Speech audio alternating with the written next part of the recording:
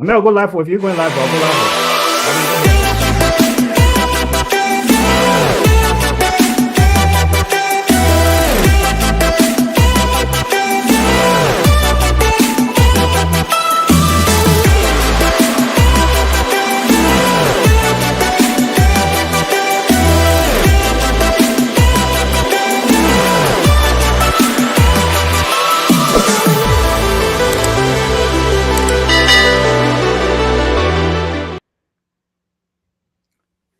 All right, all right. Good evening, everybody. Good evening to those in Liberia. I believe it's 8 o'clock in Liberia now. And good afternoon to those here in the US. Mr. Sapalucia, how you doing today, sir?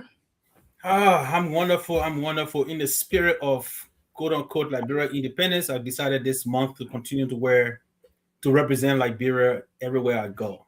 But yes, I'm good. I'm wonderful. Awesome, awesome. I hope there's no delay because I feel like there's a pause between us. And so I hope there's not a breaking connection here. But look, I want to have a fun discussion today. And Steve is going to be joining us here shortly. So he's going to come in for us to make this thing fun. I want us to have a fun discussion. And I hope everybody internet is stable. Steven echo is not blowing into the microphone. And your wife is not going to come behind you. And I want everything to be stable. But you know what, Sabalucia, there's one thing on my heart. Let me Yeah. just, it has nothing to do with the show today. But I want to say this because it being a burning desire of mine. And I thought I was the only person crazy to think about this until I saw PLO Lumumba's presentation on there. I was just like, oh, wow. He's saying what I've been thinking. A statement, by the way. In the spirit. So you don't want lacking now because you keep. Oh, okay. I don't know. I don't know. I hope my internet is stable because I want everything to be stable. But Go ahead. my my opening statement here today, in the spirit of the World Cup, right? I've been thinking about this. Will any team from Africa, I don't care, it can be Cape Verde, it can be South Africa, it can be Morocco, it can be Egypt, it can be Liberia. Will any team ever win that trophy and hoist that World Cup trophy in my lifetime? And so, I've been kind of thinking about that. I said, God, I mean, I'm not going to go to my ancestors without seeing Africa to see. I started thinking about all the continents that have won the World Cup. When is Africa going to raise this World Cup? And then, especially, I feel very sad when I look around the globe and I see all of these countries represented and Africa just playing for them all over the field. The countries that are supposed to be the white of the whitest, they have African players dominating their teams. And I start saying to myself, is it because we are selling our talents to these European and these Western nations? Is that why we're never going to win this World Cup? Is that why we're never going to raise the World Cup? Because we're selling ourselves into slavery to these Western nations, and then we're making them proud. And then when someone come and call Bape, when they call him that he sold his continent to play for someone else, then he get there and say that racist statement. Look, I'm not here to say what is what, but will Africa ever win the World Cup in my lifetime? Now that we have sold all of our talents to the world. That's just my opening statement. You can respond to it. If you want to respond to it, give your opening statement, and then we'll get to the meat of our show today. So, Mr. Sherry, I do want to respond to that because I think I have said it here on this show many times. I said, and I know on one occasion what I said was this. I said, and I will refer to Liberians. I said Liberia quick to celebrate somebody that another country have developed. And I want us to think about that. Liberians quick to celebrate the children who they threw out of the window. And when somebody else develop it, then they're quick to celebrate. This cheerful. I remember one lady was from I think New York. She went to some one of the Idol or American Idol, some of this stuff. There was a trend of videos everywhere, Liberians saying, "Oh, she represented Liberia." And speaking of that, the Morocco sport minister said something that whether I agree with you or not, that kind of back So, up but my. Lucy, I think it's your video. No, my internet is straight. Your Mhm. new internet is going in and out. I can see I from your think it's your screen. echo. I mean, okay. Yeah, I can see your internet going in and out. I don't know why. So Yeah. and I said it, and the guy said, and which I agree with. Partially, I agree with him. He said Morocco is not going to represent Africa. Morocco is going to represent Africa. I mean Morocco, the Morocco national team, which I agree with. However, they're still in part of Africa, so they represent Africa. But what I'm saying is, to back you up or to back whatever that belief is, we always do not accept the talents from our country. We push them out.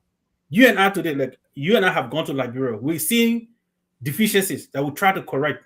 They say we are not the qualified people to correct those deficiencies. But when we come outside and we do that for the Western nation, and the Western nation give us, and I can give you a typical example, Dachenyan, who was just fired by this government. This is a guy who Liberia drove out, and he's not the only one. Yinswa Tobo Yinswa, Liberia drove him out, and Hopkins University picking up. Dr. Yan, Liberian, a very smart guy, a microbiologist. He had earned awards even from the current government, but to push that talent out, and yet you want your healthcare system to be better. So, and that's the problem, and it's most of Africa. It's because the smart ones are among us. Instead of we embrace them, we drive them out. The talented one among us, instead of we embrace them, we drive them out. And yet we want to win awards. No, we can't. Liberia will continue to struggle, or African nations will continue to be where they are until they start developing their own talents and home growing and appreciating their own talent. That's what we take. So Africa will not win the World Cup or whatever until they realize what the jewels that they have and appreciate it and make it grow to become a better one. Sharif, can I chime in? Can you guys hear me? Yeah, we Yes. can hear you. All right. Yeah. So to answer your question, Sharif, I think Africa have the ability to win the World Cup in our lifetime if we start today, right? We have one guy in Liberia. I don't know if you guys all know him. His name is George Weah. He was once the world best player. One guy came from Liberia. That one guy was able to train his son to play for the United States. How did he do it? He sent his son to soccer academies. We don't have any academy in Liberia. How do we plan to get to the international level when the people, even Japan, China, that's even getting into football now, they have academies that you start at 2 years old. They start building up your skills and educating you along the way. You understand? So by the time those kids reach to age 15, you myself can even stand in front of them. All three are all on here. I can tell you, none of us went to soccer academy, but we know how to score goal. We know how to dribble. We learned that on our own. Just going on the soccer field and practicing that on the soccer field, not on our own time. So all of us have the ability. You understand? I tell people I can score goals. I keep telling Sapolosia when I come to his place, I would destroy them, but he doesn't believe me because he haven't seen yet. But I know how to score goal. You understand? I learned I've that seen on my Sharif own. play. I know I can attest that Listen, Sharif can Sapolosia, play. please don't interrupt me, man. You just don't let people talk. You understand? So me here, I can score goal anytime I get on the field, but I was not trained. I wasn't educated. Like I wasn't put through the thorough training that needed to advance that skill that I had. You understand? So let me hear that I could have taken Liberia to the World Cup today. I'm sitting down here on Liberia Shall Rise talking about the future of Liberia going to the World Cup. I was one of those talents that could have taken Liberia to the World Cup. I'll tell you one other last example before you say a bit more. Basketball. I learned how to play basketball on my own. Just from one big brother advice, you know what he told me? He told all of us, he said, when you want to play, don't come here and spoil our game. Come here at 2 o'clock. 2 o'clock and learn how to bounce, learn how to shoot. I took that guy advice. No, I didn't have no hard feeling. I took his advice. 2 o'clock, I used to go to the basketball court, practice, left hand, right hand. As soon as I started playing, brother, I started playing among the big guys. Nobody wanted me to sit down again. You understand? And I won trophies on the airfield. I took my school building for tomorrow to basketball game, and we won and all the kind of stuff. So just by educating our youth, starting early, putting them through a structure, educational program, brother, we can make that happen. And in our lifetime, I mean, the World Cup is every 4 years, right? So if we start 8 years, even 2030, 2034, Liberia can be in a World Cup and we can have a big impact, but we have to start now. Okay, thank you, sir. All right. Thank you, Mr. CEO. But yeah, Augustine Sharif, by the way, I know we got two Augustine Sharif on here.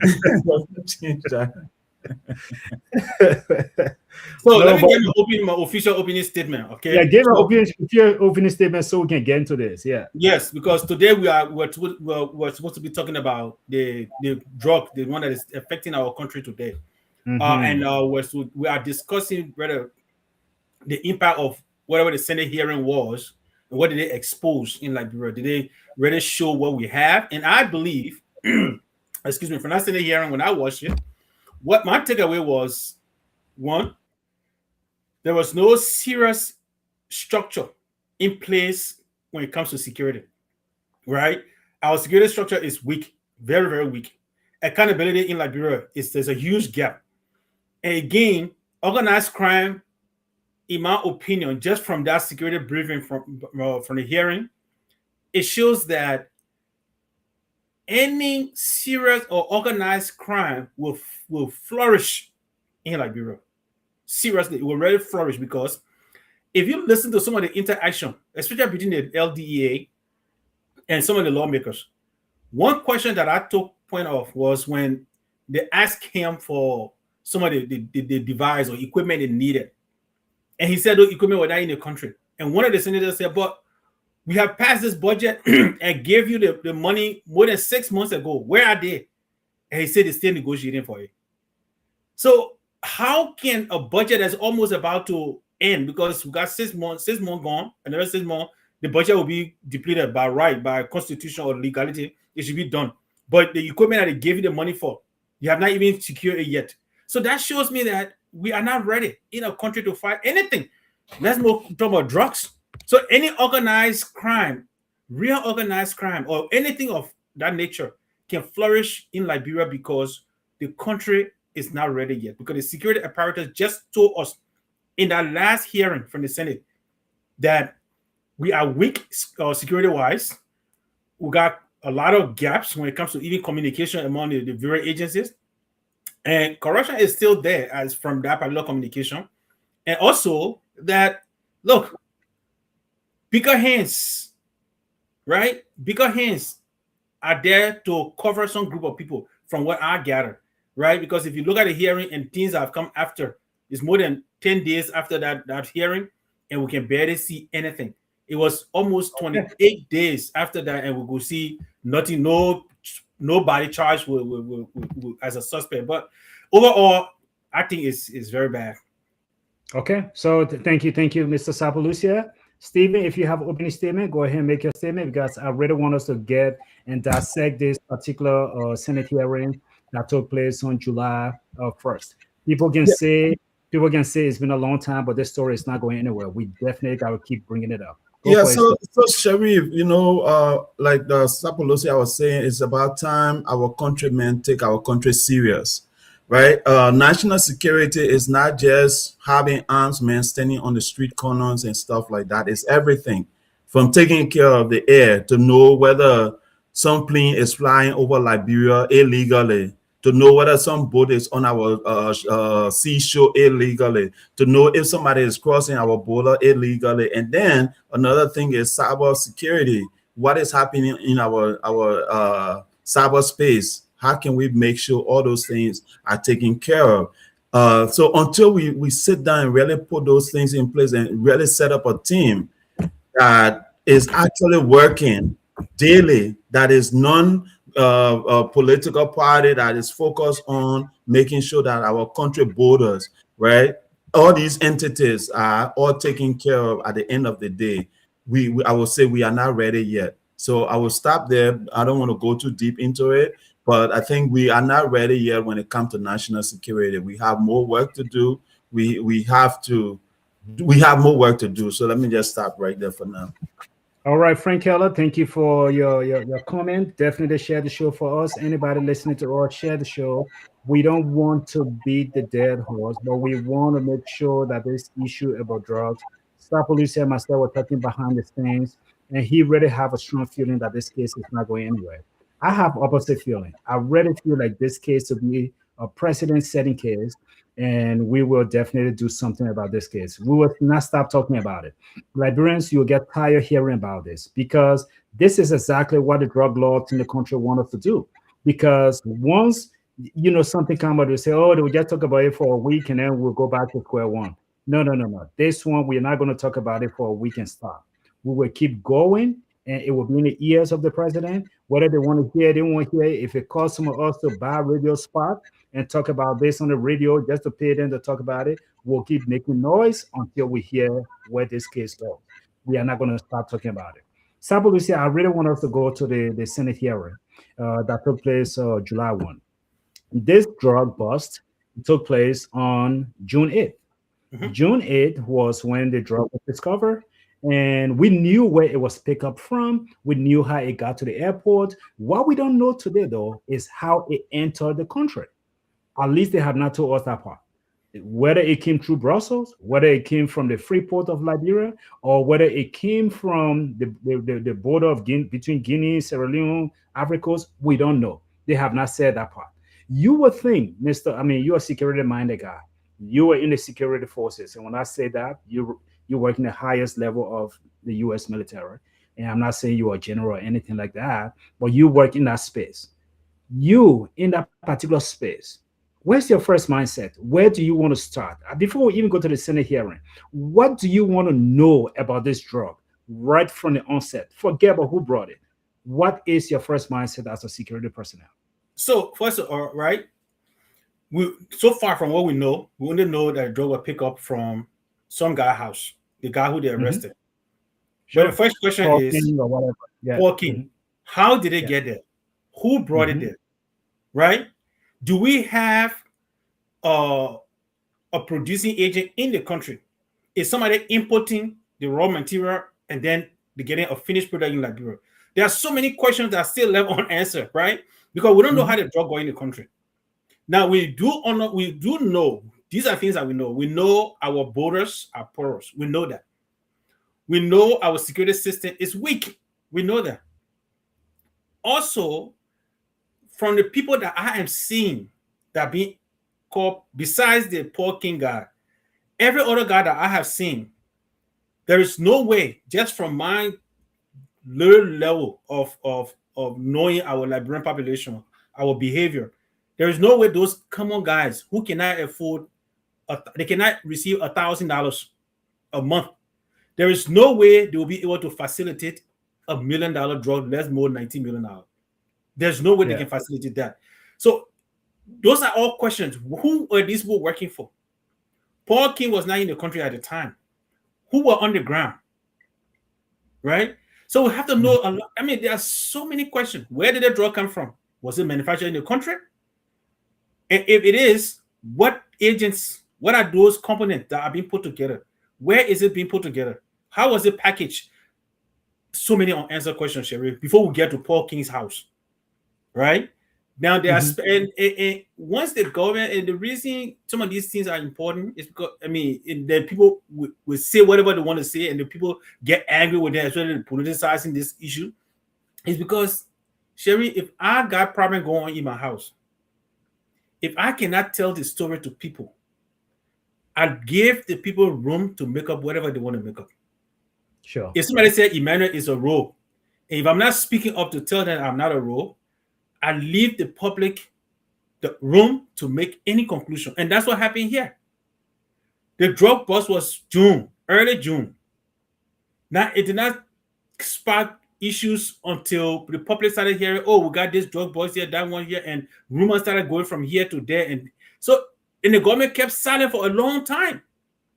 So what we did, people started making up their own conclusion based on past experience, whether it's during early time, whether it's George Reactor. So based on the previous experiences, people started drawing up conclusions because people said they were big. I can remember we had people number 1, people number 2. You remember why back? I think that was during early George Reactor. They have people 1, people 2, and all that stuff. So people started making up connection from those points. But those are the first questions we'll be asking. Where did the drug come from? Did it come from outside the country? And if it did, where did it pass? Who was involved? Those are all questions And honestly, that huge amount of drugs to come in the country and to tell me security is not involved, it will be a 25% chance for that to happen, in my opinion. Okay, so basically though, I really want you to hold that conclusion, and basically I think it's fair. It's fair, and I don't know if Stephen is still here, but it is fair I'm for us to come to that conclusion. But Sasha, I don't know. Are you still here with me? I'm here with you. I can see you. well, I think our internet get problem. You need to The come to internet my is lagging a company. little bit. So The basically, internet- Sherry, you need to come to my company, my man. Your internet think is Right. If you advertise your company on the show, you pay for you. Let me let you know. I don't care whether you see you or not. You advertise your company on the show, you pay. I just said my company. I call the company name, but anyway. So let me respond. Let me respond to Sheriff question. Actually, for the drop bust that happened at the airport, right? I think even though I'm not a security person, for something that goes through an airline, there's a manifest, right? The first thing is everybody that bring a package to the airport is checked in, right? So that's the first place it's supposed to start from. We get the person who owned that package, right? And then once we find the person who owned that package, there's no way that person can lie say they didn't bring it because their name, their ID, somebody have to turn in a business. Even if it came in for a business, that business registration name has to be delivered. Right, so whoever that manifest have to be delivered to the airline. Say we are a cargo company. We have this cargo here. It's for so and so people. We taking it to so and so destination. That's the first thing. So if it wasn't brought in by an individual and it was brought in by a cargo company, then that's the first thing. So that part is easier. Now the question you are asking about how did the drug get to Liberia? How if that much drug got to the country? How it got to the country, Sharif? Sapolosia, our country, once you in position, higher position, you have power to do anything. And once you have money, you have power to do anything, especially at our border points, our point of entry. People are not being paid well. You understand? So if a drug of any magnitude come through our border, it will pass today, tomorrow, even as we speak. There may be some passing on a truck tank and stuff like that, because all I have to do is when I come there, I know the value of product I have. All I have to do is to tip the guys at the border entry and say, hey, this is what I have. I don't want you to waste my time. I'm rushing, but yeah, please take this or buy your cold water. And somebody that ain't making $100 a week, somebody that ain't making $100 a month, you turn around and give them $1,000, $2,000. That person is not looking anywhere in your truck. I'm telling you, real story. I haven't done it, but I know for sure it happened right in the middle of Monrovia. You see people passing, somebody breaking the law. As soon as they show their hand to the police let them pass. If that is happening in the center of Monrovia, you imagine when you go to the border where those people don't even have good housing to stay in. They don't have places to live. They don't have decent places to live. They're waiting for months to get their salary, and you enter the border with something like that, they will just let you go for free. So there's a hole in our system, Sharif. Until that hole is patched, until we take these things serious as a country, we have more of these things that will happen, and eventually some airline in Liberia will be black. Some company in Liberia will be banned from functioning around the world because they permit something like that to happen. Okay, so let's go to the Senate hearing, Sabalusia. What was your take on your take on the Senate hearing? From the public pressure, we hear all the public pressure, and they say, okay, let's bring this to hearing. What was your take? Just give me a general overview. So just hearing from the Bureau security. In fact, let me not say the viewers, because the guy who spoke for everybody was the police director, Gregor Coleman. He kind of, like, even when somebody trying to ask the LDEA, instead of he speaking for his department, he will over speak for him, and he took control. So just from So let me stop you there. That's a very good point you're making there. Let me stop you there for a second. Did that struck you as odd? Because I thought this was supposed to be a joint security meeting, but he was like the spokesman for the joint security. Did that strike you as odd? Of course, because first of all, he's not the one that's when it comes to drugs, he was not the main person to be speaking. The main person to have been speaking at that time supposed to be, I think they call him Biago. Biago, I think his name is. He's the OIC, the officer in charge of the LDEA. He should have been the main person speaking, but instead, Greco Coleman was speaking for everybody, almost everybody. I barely heard all the other agencies speaking. Maybe once in a while. Yep. I think one other lady was there. She would speak briefly, and then back to Greco Coleman. And if she speak, he would come and buttress. If the LDA guy wants to speak, he will kind of speak on behalf of him. And when they direct question directly to him, I know at one exchange, Dillon said, no, I'm speaking to LDEA. And other senators did the same thing. So from me, just looking at that, with a little security mindset that I have, it means that somebody is covering something up and they don't want those that honor them to spill certain things that they do. To have it out. That's what I would get from there, right? Now, I could be wrong, but that's what it shows to me, that you coming to a Senate hearing, if your job is to actually fight drugs, intentionally fight drugs, I think it will be the best interest of the public to allow those people that we appointed to oversee certain agency, let them be the one to explain, because they are like the first hand. It's like you come to my lab, okay, and let's say there was a result that came out that was wrong. I'm not the one running the machine. My staff are the one running the machine. So the first person I will go to, if they are present, they will be the one to tell me, okay, we'll put the machine on, the machine was calibrated wrong, or blah, blah, blah, whatever the technical aspect is. And then if anything administratively, then I will come in the background to put in the policy, to quote the policy and stuff like that. However, in this case, it was Greco Coleman doing the technical job, the administrative job, everything, quoting the policies. So to me, if I'm doing that as an lab administrator, that means I'm covering something that I don't want the staff to unveil some malpractice in this, just from my field, based on the principles. I don't want my staff to reveal certain things that I don't want maybe the senior or the auditor to see. That's what I take from that when it comes to that interaction. So no, Sapolusi, I really like that you said that. So we'll stick on that for a second. And I think this is what we are not.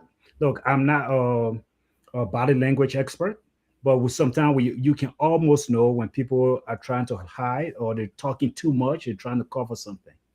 And so at one point in time, I think one of the senators, I don't know exactly which county he represents, I don't know his name, but that senator, if I said a statement, you'll probably know him. He said blatantly to Gregory Coleman, he said, the people that you are shielding. And then Gregory Coleman took offense to that. When he took offense to that, he got very defensive about it. Gonka or something like that. Yeah, I think that's him. And then he said, okay, well, let me say, since we're using alleged, the people that you seem to be shielding. But when he said the people you're shielding, he shouldn't have taken that back. He took it back. Yeah. He shouldn't have taken it back. Because the points he was making leading to that particular statement, he said, look, when you have information that this ghetto has the marijuana or gas so-and-so thing, nobody kind of wake you up in the morning and say, let's invest. You don't take your time to investigate. You send your people and they record it, they put it all on Facebook, and you raise that people and you put the kids in jail. Mm-hmm. You put them in jail. But in this case, you know where the drug was taken from. You know who house they took it from. You know how it was transported to the airport. And yet you're sitting here in front of me telling me that you're taking your time to investigate that. So the people you're shooting, I don't think he should have taken that statement back. That statement should have stuck and definitely, let us definitely get to a point. I thought he was one of the senators who spoke that I really felt that he was speaking from his heart. A lot of the other senators were going to go to them, but that particular senator, when he spoke, I said, look, he is speaking. He said, our children, he kept using that. Our children are languishing in police stations. Yep. Yeah. He spoke from his heart. You shielding people, you hiding people, you covering up. And his statement was strong, and I think it should have stuck. He shouldn't have taken it back because those points were very sincere. So, from your statement when you said that you felt like he was trying to talk too much so other people cannot diverge information, I follow that same line of reasoning from you as well, my friend. Yeah. Yeah. I mean, it shows, so look at the whole thing, and what he exposed, right?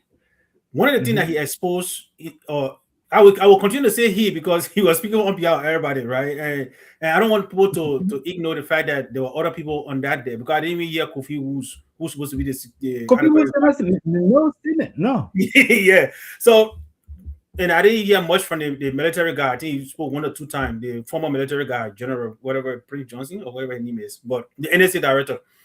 I didn't hear much from them, but Sherry, if you listen to what Greco Como put out there, it shows a lot of things. Some of the highlights that I got from there, I got 7 good points from there. Security agency failed to prevent suspect from leaving, from escaping, because those questions that were asked about suspects that fled the country. They didn't know how. They didn't know why. I know at one point they said they will have to go and ask the code and all the other systems were not under the jurisdiction, right? That was one. Transparency was poor. I mean, they have still up to now they are still not transparent, and we are still having distrust in the process. That's why you're hearing people. In fact, or Senator, I think her name is Gonga from Nemakane indicated that they should suspend all heads of the joint security, which I would agree with based on what have happened in the I last agree. month. So I would agree with that.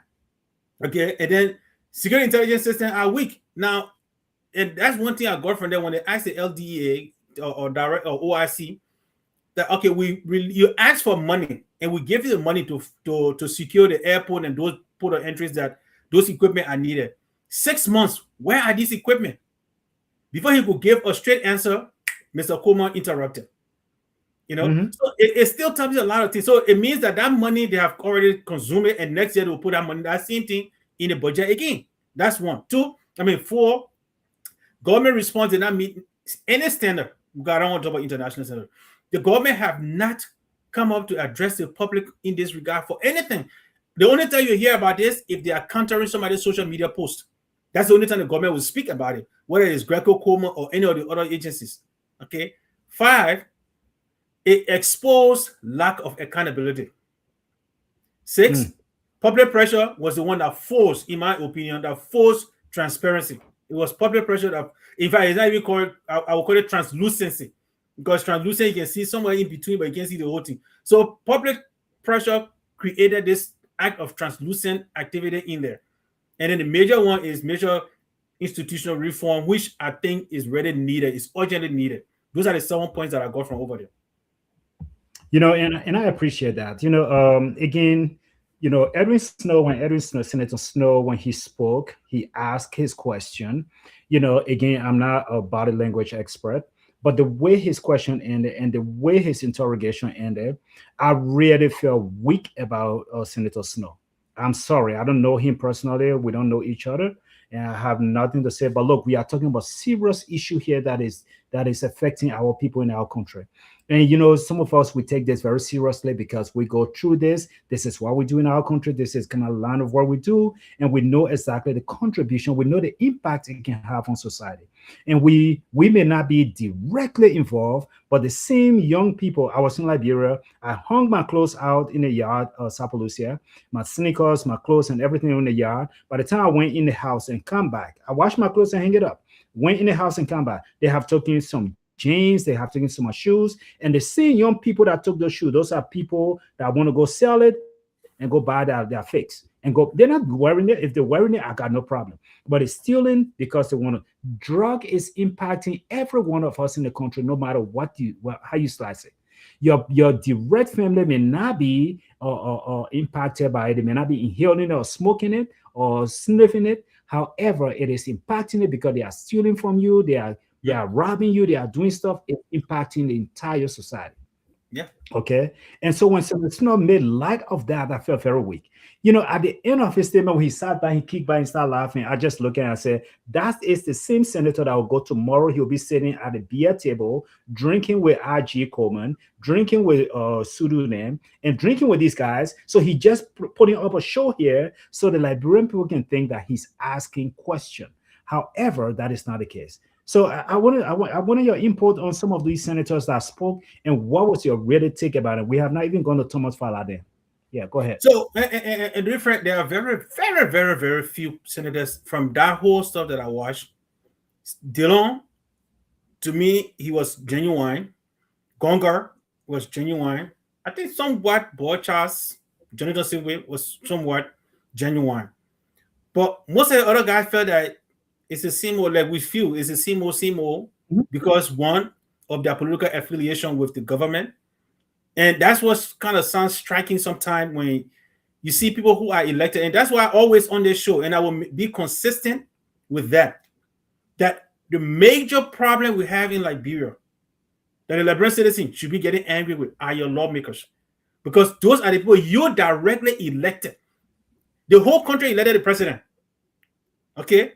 But the person you went in the ballot box and said, I want this person to be my senator and my district representative. Those are the people that you're supposed to have face-to-face interaction with all the time. So they are the one responsible to you. Okay? They are accountable to you. You're supposed to ask them. So when they sit in the Senate and the House and make light of these things that are killing our people, putting everybody at risk for that matter, it looks striking to me. But you don't blame the likes of Snow, right? This guy, his father was in high position. He was affiliated with child stealer for a long time. And all of his income, in my opinion, from my observation, from what I have seen in the public, have come from government coffers. Because he's been in government since the 90s, that's almost 40 years. Okay? From LFA to LPRC to so many other places, and now senator from Monserrato, well, representative from Monserrato, senator to Bomi, and it continues to go. So these people make light of these things because it's not directly affecting them, right? It's not directly affecting them. That's why they take it lightly. But if they themselves were suffering from it, then they will take it seriously. But to be frank, Mr. Sharif, our people are not intentional about solving the crisis in the country because they use that as a means of controlling our people, because they know the inflow of drugs will cause a lot of Liberians to be wayward, right? And will not pay attention to what's going on in the country. You have common man killing his brother in the community for the use of drugs because he has not been educated on how to deal with the guy who is using drugs or abusing drugs. He's not. And since he's not educated to that, he thinks the victim is a predator because he feels that this guy is stealing his stuff, but he's not looking at the root cause of why this guy is stealing his stuff. Like you talk about your shoes and clothes to go and sell, right? Because these lawmakers are not putting any measure in place that will prevent these things from happening. So, in my opinion, we're talking about control. It's a control mechanism. If you are educated, you are wise, you can make your own money. You're not going to come and stand on the street and say, Zekwe for me. You're not going to do that. No, you know, so it's intentional. How many of us here go into our communities and go stand and say, Zekwe for our lawmakers here? No, we go to town hall and we ask them serious questions. We go to town hall and we ask them questions. We are not there to please them and because they gave us 2 cups of rice or one $10 or dirty $10 US dollar. And so, but let me. I want to go to another question here because I really want us to dissect these senates, because the hearing to me, it was a complete mockery. It was complete making mockery of the situation. There was no true validity to a lot of the things that were said. And so I don't believe in it. I think they're just trying to grease us up. But let's look at what Robert Pro is saying here. He said, one of our talking points is always hard to close the gap between citizens and law enforcement officers in most countries, not limited to Liberia. The United States adopted a community policing engagement, and he said he saw police officers playing baseball with citizens in community. How do you think we can foster such engagement? You know, So, why I truly believe that this question is not what we were discussing today, but basically, I don't want to just gloss over that. And he is saying that again, inherently, we grew up fearing the police. And I want to disagree with that particular statement Yeah. clearly. Mm-hmm. Because when it comes to the Liberia, with maybe in America, they fear the police. We fear them because they're quick to knock us down. I'm not Mm-hmm. going to say that word. But in Liberia, I did not grow up fear of the police. There was not, the way how a lot of young kids can grow up in Liberia and say, "Oh, I want to be a this, I want to be a that." I never aspired to be a police officer. And the reason I never aspired to be any kind of law enforcement, matter of fact, one of my big brother, he was in immigration. I used to crash with him. I was staying with him when I was kind of like in and out. I was crashing with him. He was an immigration officer. I hated the guy job. I just asked him, I said, "Bro, what kind of, I'm sorry, for you to be a doctor or something," he said, "Immigration." And the reason I never respected law enforcement in Liberia, and I'm sorry, I'm saying it, and you don't see me Moravia and start running after me. I never respected them because of the way they carry themselves. I never aspired to be a police officer because the way I saw police officer. They make themselves very light. I have seen video, you must say have seen video here where police officers stand and argue with people and they're fighting, they're throwing blow and they're doing all of these different things and they're bribing each other and they try to bribe me. I was in Liberia in 2023. The car I was driving, it was owned by a senator. And I'm not going to say his name, but we're in the car and the thing was not registered. The man pulled me over. It didn't have one of those senator tag on it. The man pulled me over. And the man said, "I pull you over because your car is not registered." So I said, "Brother, I don't even know how registration tag should look like in Liberia. I just got a car, I'm driving it." And he said, "Well, I got to tow the car and take it to the police station." I said, "Great. I'll get in a taxi and I'll go home. And tomorrow we'll come to the police station and free it." And because I said that, the man looked at me and man said, "Oh, my man, you probably lawyer, you're not from here. Eh? Just go ahead and find something for me. Let me go." So I said, "Oh, no. I'm not finding something." I said, "Where I'm from, if we go in here, if I put my hand in my pocket, I gave you something." I said, "That's a serious crime. Bribing a police officer, that's a serious crime. I can be seriously in trouble for that. So no, I'm not giving you. Take the car. We'll come and free it." And then he said, "Okay, go. Get the car and go." I took the car and went home. I Yeah. went home. And I'm just telling you this to say the way police people carry themselves in Liberia, I don't think anybody in Morovia passing around afraid of police officers and we're looking for a way to engage with them. So just make a statement on that and then we'll go to Steven. He said he got a caller.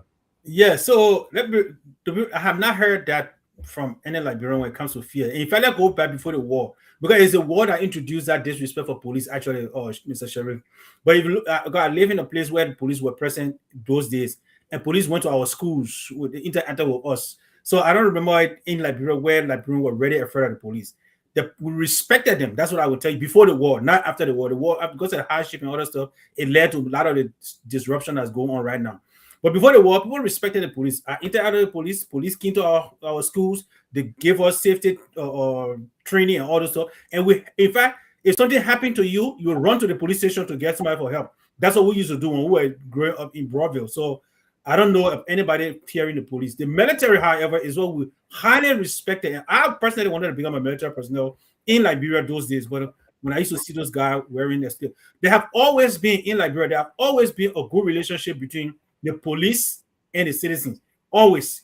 It's only because of after the war, when these mistrust and injustice to the police themselves that causing them to become beggars in the street, that caused them, that made this kind of distrust and all this stuff happen. But during the time when we were growing up, the police were respected, and we had a community-based police system. That's how I explain Okay. it. So let's go to Steven. I think you can caller and then we'll come back and continue with our Senate hearing. Steven, go ahead, sir. So I have a caller. Hello. Please say your name and where you calling from, sir. Yeah, this is Paul. The rest of AV. Yeah. All right, go ahead. The people can hear you. Both of them agree with you. Yeah. Oh, yeah.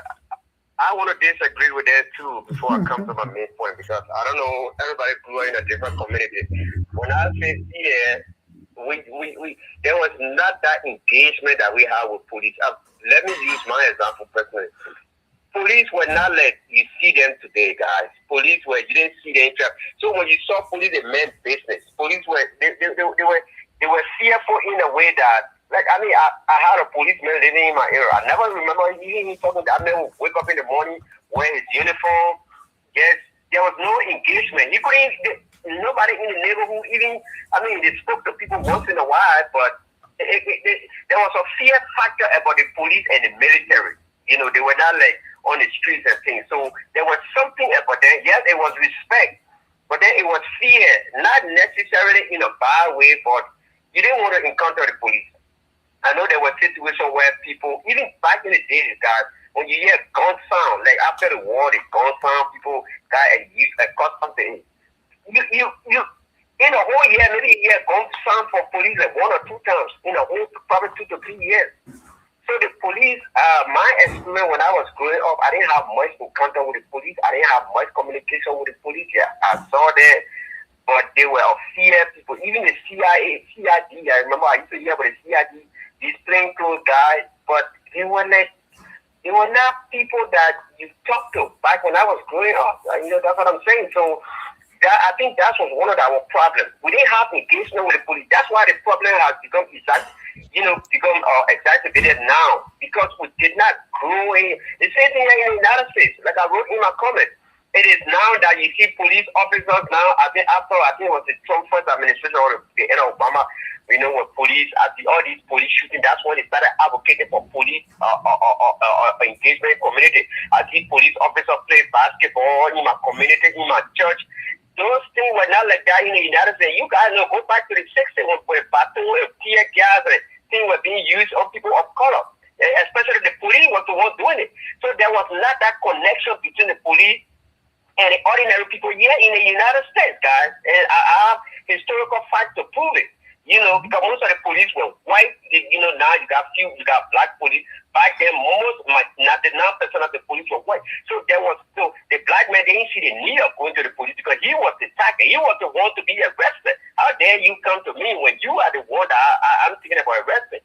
So now I know they got this thing where people go in the community, they try to make it almost like the Iraq war when George Bush brought about the search. George Bush said, well, we can't be sitting in our own and in tall building.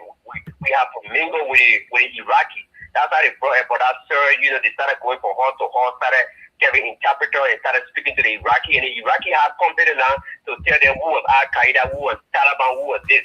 The same thing in the United States, guys. And the same thing in Liberia. You see, that's why you see right now the fear among the citizens and the police. But, you know, so I think I will come back, I'll go back on the show. But my point is, guys, I know the last time on your show I talked about some heavy hand being involved. And recently a friend of mine traveled to Liberia, and he made a video with one of our ministers. I don't want to call the lady's name, but there's something strange the lady said. You know, the guy came from the United States and he went there and he said about this because all of a sudden she said, well, and I was sending a video to the school, you guys see. He said, oh yeah, don't mind these diaspora people, but this drugs business, you know, drugs is being, what the words he used, you know, all over the world, you know, people are transporting drugs and people use country as their base. And I'm like, hold on. Because remember the first time I told you there got to be some big name on this thing. I think that's why this investigation you guys talking about, that's why it is dragging. Mm-hmm. So that quantity of drugs, that cocaine, like, it's not a market for cocaine, guys. The only thing we have on our growing are marijuana. And after the war, that push. You ain't got cocaine. Look, that's a high level drugs over there. That drugs are going to another place. Unfortunately, you know, it transited, or let me say fortunately, because we don't want to go elsewhere, it transited to Liberia. Maybe it's been happening before. Liberia, maybe our securities are weak lane, you know, they are relaxed when it comes to these things, or they take bribes. But then for somehow the American alerted them, I think it was caught. So that drug was not meant for Liberia. I believe that drug was meant for elsewhere. So now there are some big hands on some big news on it. That's why I think the investigation is dragging. All that Peter Paul, all those guys, they're calling, I still don't believe because the length of time it took to even make one arrest. I mean, the public pressure. Something just don't seem right to me, guys. So that's just my point. I'll be following the show. That's great conversation. You guys always come up with these good, great topics that impact our community, our neighborhood, and our country in general. So, thank you very much. I will be following the show. All right, thank you, Process Pro. All right, gentlemen, I'll hand it back to you. I'll go back. Thank you. I'll go back on my technical support. Okay, you guys enjoy your conversation. No, thank you, Dr. Keller. Thank you, Mr. CEO. Thank you, Riverside Pro. I think your point is taken. And again, like I said, when it comes to the police issue, that's a different story. And I'm glad that he actually gave those historical context to it. And Sapolusi, I think you alluded to it also, that there was some sort of respect factor when it came to the military. So we agree on that. But basically, when the drug issue, I don't disagree with Riverside Pro. Yeah, I think I already agree with him that there are some heavy hand under, big hands under the case. Man, they got internet too bad. You're going off, but I think River says, and sometimes, no disrespect to what he's saying, I think there's a difference between fear and respect. I think we have respect for the police, high respect for the police those days. Normal time. Fear could only come from those who were doing the wrong thing. I think that's what we had. We had high respect when we saw the policemen, we were getting high respect those days, because we felt that we felt the authority they had. That's what we're giving our respect to, right? The authority that when they tell you do this, because even I remember some children who were disgruntled. When they say I'm going to call the police, that kid will get back in line. Because I had a brother who was very stubborn, right?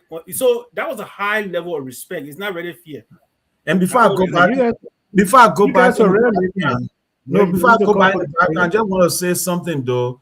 I think Riverside Pro was right on one thing. Normal time doing, because I was in 1980 to 98. That was my normal time. That's when I was in Liberia as a child. So we were afraid of the children that were children of army people. You couldn't mess with them, and those kids were rude in our school.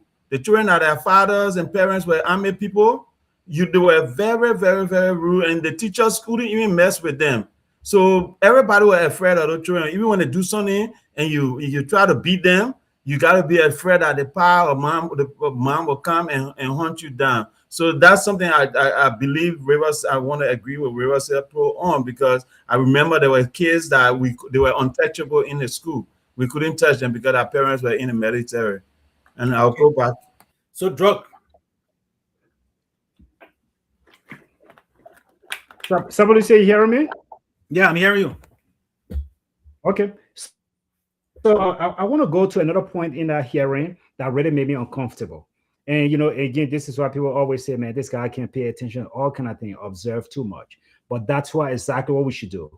I didn't eat my school fee. Sometimes people always talk about this. When you listen to someone, when someone is speaking to you, Sapolusia, don't always try to listen to what they're saying to you. You have to listen to what's not being said. That's where you actually make a rational decision. What they are not telling you is what you need to be listening to. And so there was a point in our investigation, or in the hearing, quote unquote hearing, that the inspector general, who was speaking for everybody, he stood up and walked outside. The Senate pro tem, who is the president of the Senate, stood up and followed right behind him. And then another person, I forgot who it was. He was not on the panel, but I think he was one of the senators, got up and followed. And they all three went out. They went out in the midst of the hearing. And when I first saw it, I said, I wonder they all just have to go use the restroom at the same time. Because the question was getting very intense at that particular moment. And they all left. When they all left, they started trickling back in, one behind the same way they went out, the same way they came back in. That made me uncomfortable, Sapolusia. I've never seen that in a responsible democracy where there is an important hearing going on, and then the president of the Senate stand and just call some guy and say, hey, you take over. I'll be right back. That was the exact statement that she made. And they went out.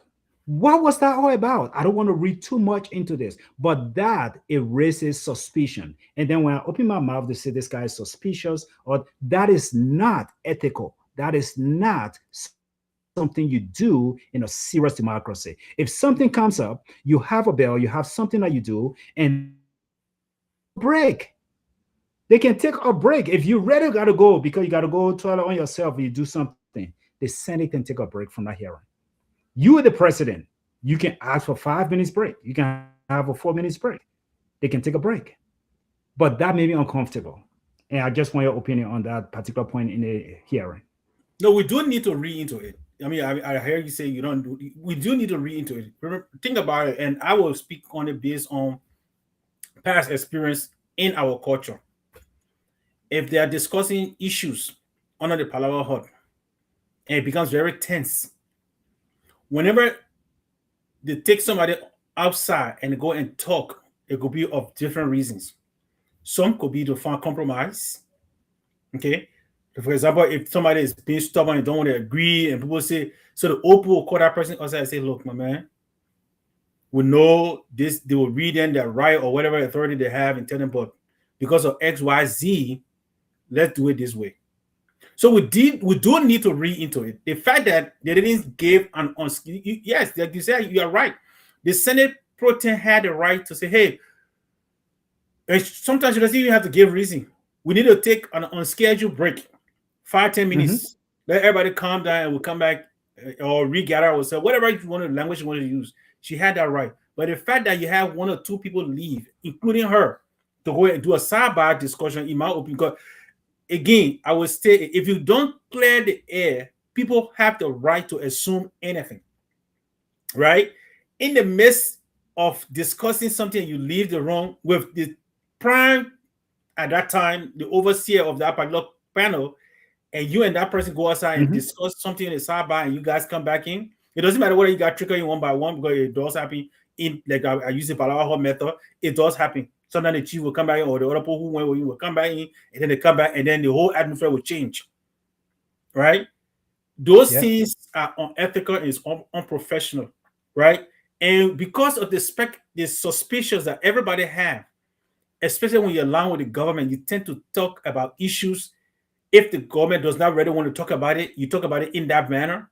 As a senator, as a representative, that's create more mistrust, distrust, whatever nomenclature you want to put on it. But that's what it is. It creates more suspicion. It creates lack of transparency, right? That's what it is. Lack of accountability. Your job is oversight.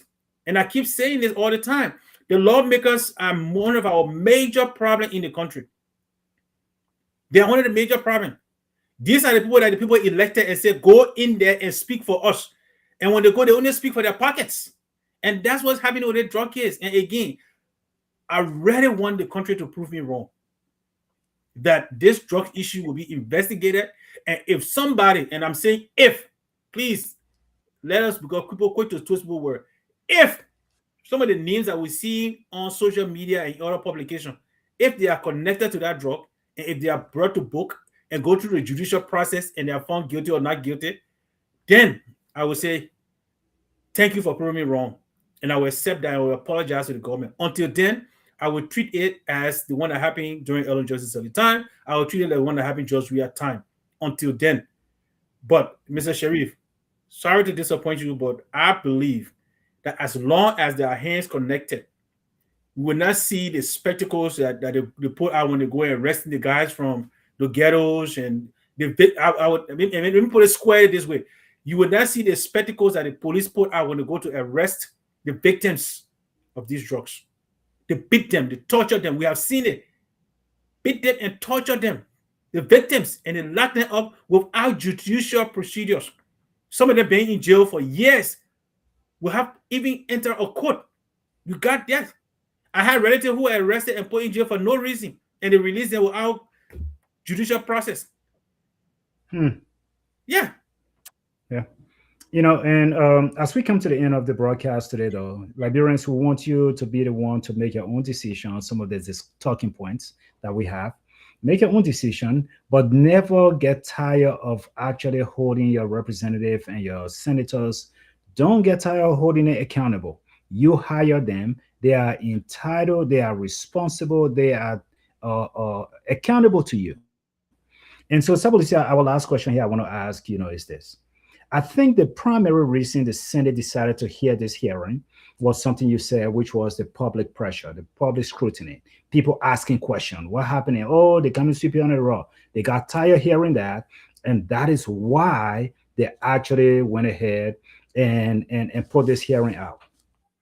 Now, from this hearing, the entire goal was to give answers to the Senate, to the public, to regain the trust of not Senate but the citizen, to regain the trust of the citizen. That was the reason they came out and said, look, let's say something, let's speak to it to regain the confidence of the citizenry, to make sure that they can still trust us. At the end of the Senate hearing, Mr. Sapalusia, do you think the Senate fulfilled that goal? Do you think the citizens of Liberia, do you think they came and they watched this Senate hearing and say, oh yeah, now we know something. Okay, we got something going on. Did the Senate achieve its goal? If not, why you think they did not do such a good job doing it? I feel like I'm in classroom now, but go ahead. So first of all, just based on the interactions and the very, like I mentioned, I think 2 or 3 people that I, in my opinion, felt that they were genuine in their questioning, right? And maybe because some of them have future political aspiration, maybe that's why they're doing it. I don't know. But from that, I don't want to call it spectacles, but whatever it was that they had over the hearing, I think only 1 or 2 senators actually showed that they had a skin in the game when it comes to resolving this issue.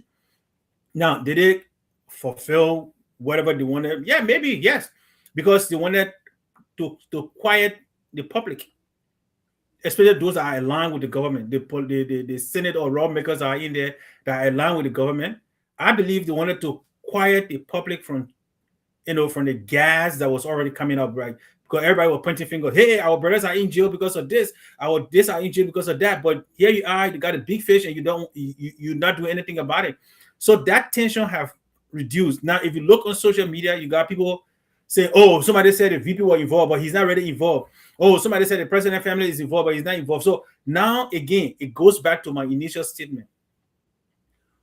When you have the politician intentionally trying to divert the attention from the main thing and not put the discussion among you while you focus on fighting one another, guess what? They're going with their normal business. And that's why some of us still believe that there's nothing that's going to come out of this.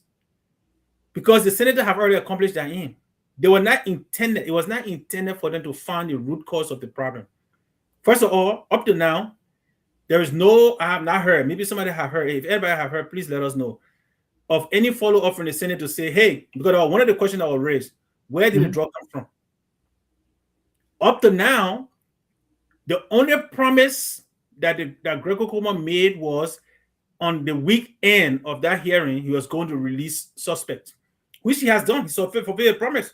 But there are still unanswered questions that were asked that he did not address. That is, how did the drug enter the country? Who brought it in? Where was the entry point? And where was it stored before it got to King House? Those questions are still left there. So again, the Senate, based on what I know and what I observed, had accomplished her aim. That is, to quiet the public down and let the argument go between just the citizenry and forget about whatever going on. Because as I tell, and I know you and I, as we're sitting here over the last week or so, they have passed some concession agreement where all of them are licking their elbow, while the citizens, their constituencies, are not getting a dime or not benefiting from those concession agreement they just signed. I'm telling you. Yeah. And for me, I'm right there with Rivers says Pro. The hearing was not convincing at all. It was just an attempt or a front to actually make people to stop talking about it and just to make people to feel like they are doing something. But it was not convincing. It was not intended to really ask questions. I agree with you. There were a few senators that I thought took it personally and they wanted to see the issue addressed. and they didn't care who was involved. They wanted the issue to be addressed. So I can definitely say that, but it did not convince the public. It did not convince anyone, because I have been speaking with people and people say, Sharif, you're wasting your time. Nothing is going to come out of this. People that live in the country, because unfortunately, that has been the system. Where it come out, we all talk about it, and then 1 week later we leave it, we talk about the next thing, and nothing comes out. But this case, I truly believe, because the public pressure is mounting and it will continue to mount, this is something that happened June 8th. We're still talking about it today. Today is July 12th, and we're still talking about it. So we'll continue to talk about it. I think just little noise that we're making, somebody's going to click our video. They're going to hear, hey, the guy talking about drug again. They will hear it, and that pressure is going to continue. It will continue to mount, and people will definitely find solution to it. Whether they find someone else to plant it on, some little kid that work at the Freeport, or the Freeport, or some child that work at the airport that can just be standing around there and say, "Oh, big brother, let me take your bed to your car." Or somebody from both other side. Somebody from both other side, they plenty on someone, something will come. They will say something. We may not know the big hands on it, but we will know something. There will plenty on someone, because the pressure is still going to be there. Friends. So Sherry, before we go, I know we want to go, but I mean, I do get spare a few minutes. But this is something that came up this week that I really wanted to bring in regard to the same drug issue that I wanted to bring people, and again, I talk about it in the background. I wanted to bring people to understand. In that hearing, there were call for them to invite the judge who released one of the prime suspects. So far, he's now being considered the prime suspect who have been convicted of drug crime in the country before and was in jail in their judicial whatever provision or section or whatever it is in the Magibi era. There was call for the jail commission superintendent. I think the county jail superintendent and all those would be brought to the house.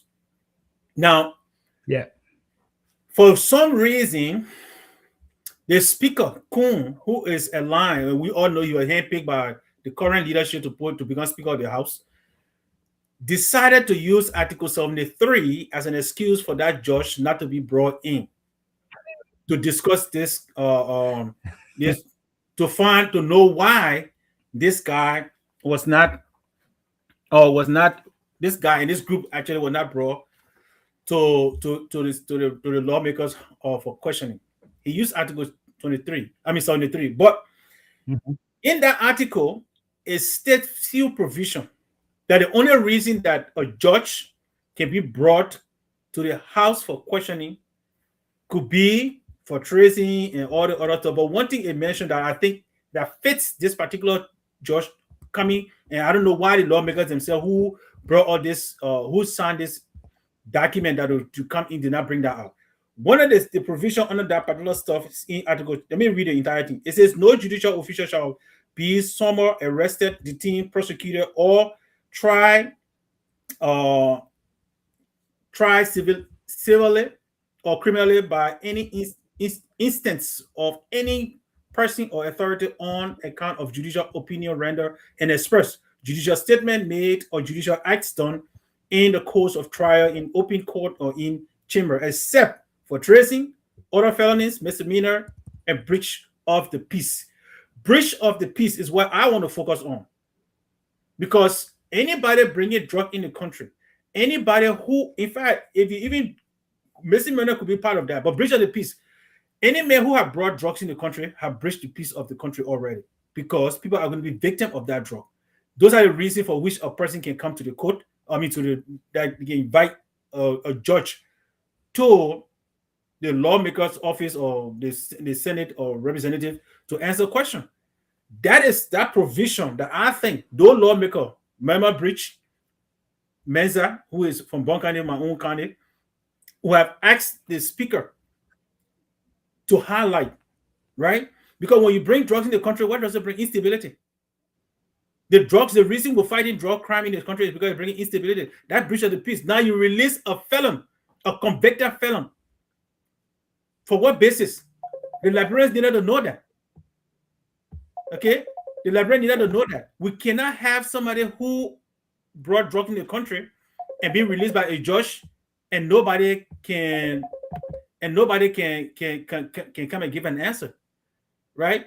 So I think there is something here because this Article 73 was in place. This constitution was not written last week. This Article 73 was in place when Cabinet Janet was brought to the same House of Representatives to be charged for sabotage of whatever he did when he was a justice, and he was in the Supreme Court when he was brought. So where was this article when they brought him? That today the Speaker of the House on suspicious drug issues where they are accusing. It is alleged that even people in high places, government offices are involved, that they cannot bring these people to answer for this question. Even if you didn't bring the judge, why did you bring the county officer? Why did you bring all those people that were involved besides the judge? So there are more questions, and that's why the suspicion keep growing. I just wanted to put that out there while we discuss this drug issue. Sherry, are you with me? Are you frozen? Hey guys, anybody here?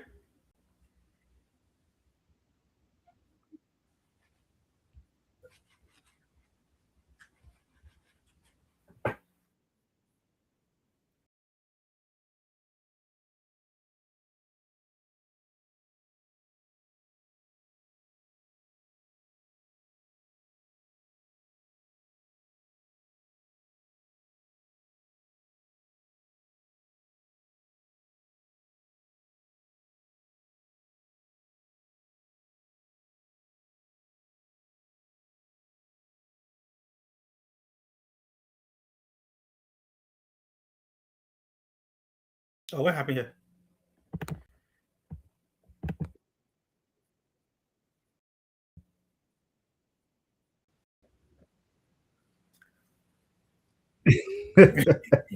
If I rejoin you, I will close it too. but no, no,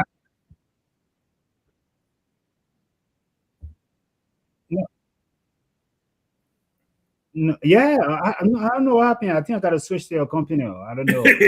Anybody ever does any business on this show, you pay? You pay. That's why I say your company. I say no, Neil. but no, Sapolis at the point he made, I was hearing it, but for some reason I couldn't respond. I was hearing him. I just couldn't respond. But no, the point you made, Sapolis, with the whole Article 73 thing, I'm right there with you, okay? But here's another reason why I truly believe that the Senate hearing was not sincere, it was not genuine. They can come after, I don't think they can come after me, but they went after someone else. After the hearing, Samuel Nangwe, who is the managing director, I think he's the executive director. Somebody hug my phone. Is it lawmaker hanging us your podcast? So what happening? But no, after the hearing, Samuel Nangwe, I think he is the executive director for the RREA. That's the yeah. So basically, he posted something about the Senate hearing. Hey, Steven, turn that thing off, man. Turn your internet off. the main internet been doing it the past 2 days. We'll be talking his Facebook girlfriend. They keep calling him. I don't know why they can call him during the show. So Sab, I don't know if you saw that comment. Did you see the comment about Samuel Nangwe? No, I think I didn't get it. Yeah. So Samuel Nangwe, I think he's the Rural Renewable Energy Agency. He is the managing director. He posted something on his Facebook page after the hearing, to the effect that the Senate involvement was not intervention, but rather, and he condemned the hearing. And when he condemned the hearing, the Senate they took zero exception to that. So I think they even told him, they said, look, he needs to appear before the Senate because he's in government. And when he says that, they want him to appear before the Senate on July 14th to come, why they should not hold him in contempt for such a statement for condemning the hearing. The same thing we're doing here. Somebody in government did the same thing, and they want to hold him in contempt. So the Senate I saw that they are debating about this, and they said anybody that said that people should respect the Senate, they should not say, especially when you're in government, you should not disregard it, all kind of stuff. And you know, the reason why they can take exception to that particular statement is because they went to that hearing, this drug case hearing, for show.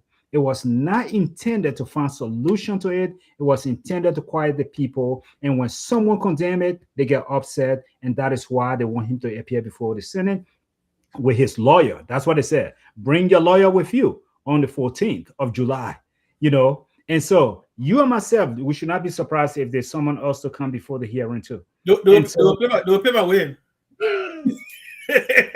They will pay my way. They will pay my lawyer fee. All I want to go to Liberia. Well, no, I mean that's how I concluded seriously that this thing was all charade. There was nothing to it. They don't want to solve the issue. They just want to hear people say, "Oh, at least Stephen tried. At least they tried. The senator tried. They called for hearing, you know, and pretend that they were grilling someone, but knowing that they have no interest in solving this drug issue in the country." But anyway, that's my last statement. That's my statement. Yeah. Stephen, and then Steve can close the show. Say my internet being high.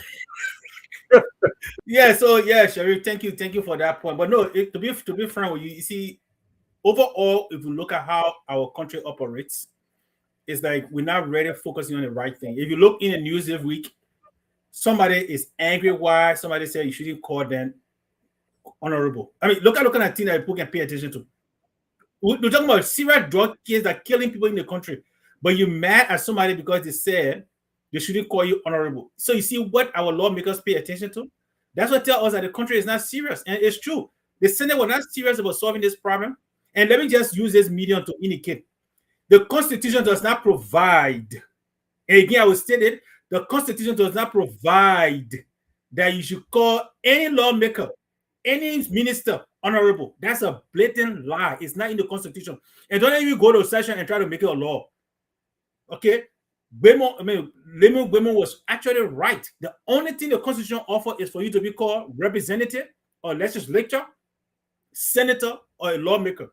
That's it. Honorable is a title that is given to people who earn it, in my opinion. And I will stay with that. I've said it on this show so many times. I would not call any senator or lawmaker honorable because you are not honorable. You guys are sitting there and signing a concession agreement that don't benefit your people. There is nothing honorable about that. I know we're talking about drug issues, but these are things that to tell us that these people are not serious. You're not serious to solve major crises that in the country. You talk about you getting angry because somebody said your hearing did not meet the goal. That is when you're supposed to do what we call incident. Go back and review, how do you call that thing? Quality control. Then when you go back to your quality control bench and say, okay, what did we do wrong? What did we do right? How can we fix this? But instead, you're now trying to put a man who is holding in check. And the last time I checked, these are two separate branches of government. So just because a man work in the executive doesn't mean he can criticize you in the first branch. Just as you can criticize the second branch can criticize you. So I don't see why because you got the power to hold somebody in contempt. This is just crazy. These people are not serious to solve the problem in the country.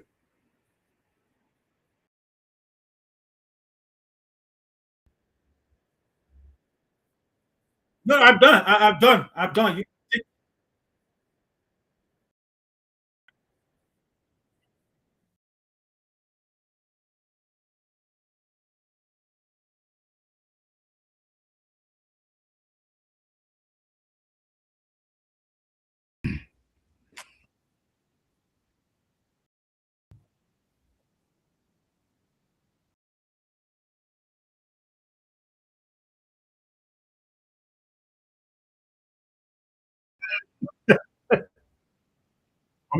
Come here. The thing our DNA. We like the side chick and the side boyfriend there. So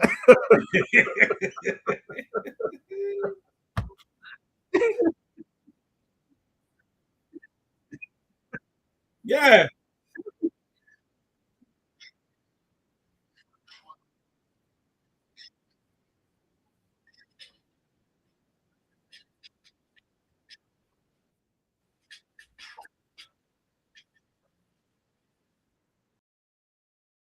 Oh, Jesus.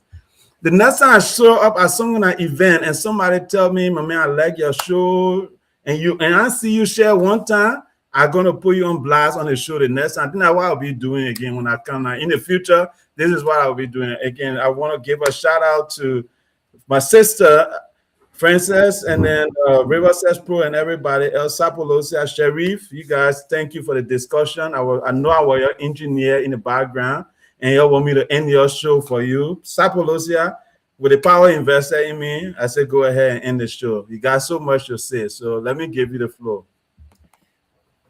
Well, Liberian, since I've been given the authority to, I want to say thank you for joining us. Look, our intent is for us to see how Liberia can rise. If Liberia shall rise, it would take intentional lawmaking, being intentional investigating crimes, and supporting the Liberian people.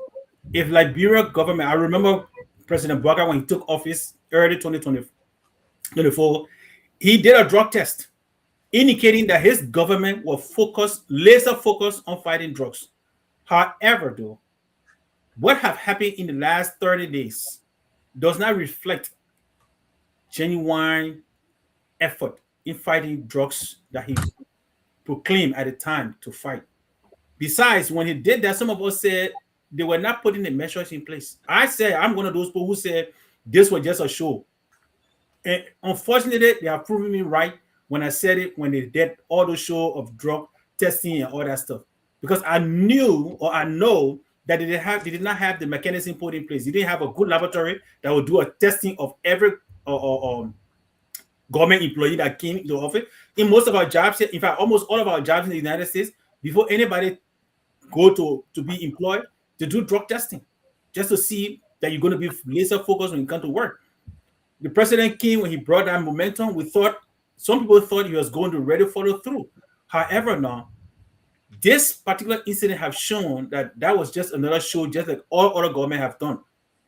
Ellen Johnson said corruption was public enemy number one, and she took the blame for all the corruption that took place because she knows she couldn't be prosecuted for that.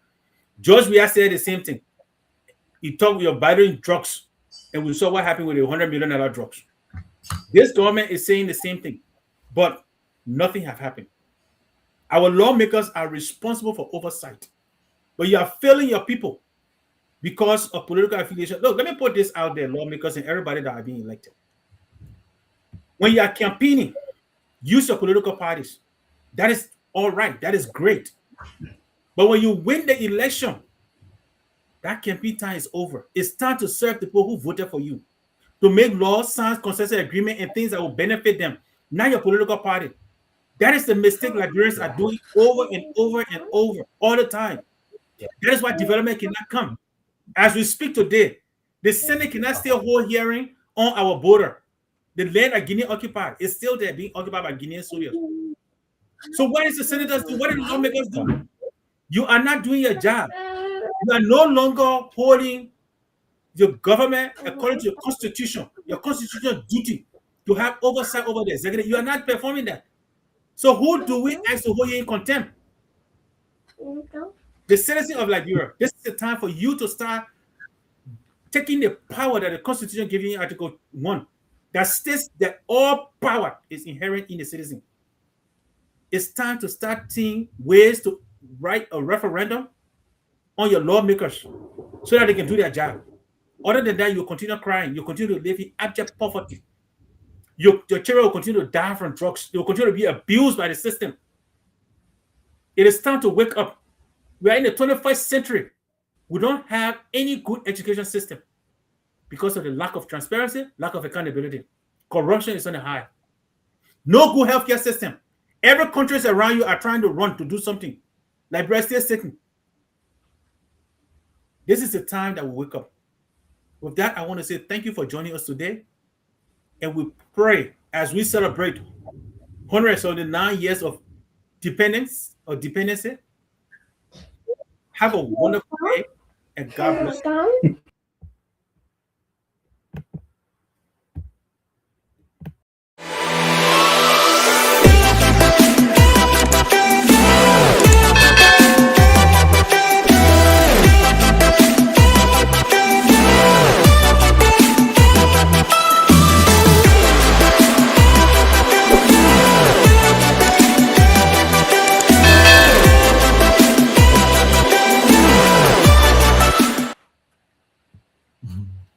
right, boss. All right. Remember, you want to do a show on the independence and you put in a more like real dependent. I do. Let me see. Next week, next Sunday, where will I be? Oh, we can do one Sunday for Independence Day. Yeah, we I think we need to. I think we need to do one. Yeah. Say 179 years. Where have it brought us, right? Yeah, we can do that Sunday. Yeah. Okay. All right, brother. You take it easy. All right, take care. All right. So one last question. You're having jump program this year? Yes. Okay, cool. Yeah, almost to come to Dallas, but your presidency, you're having your on the same day we're having ours. Oh, okay. Yeah. All right, man. Later. Later.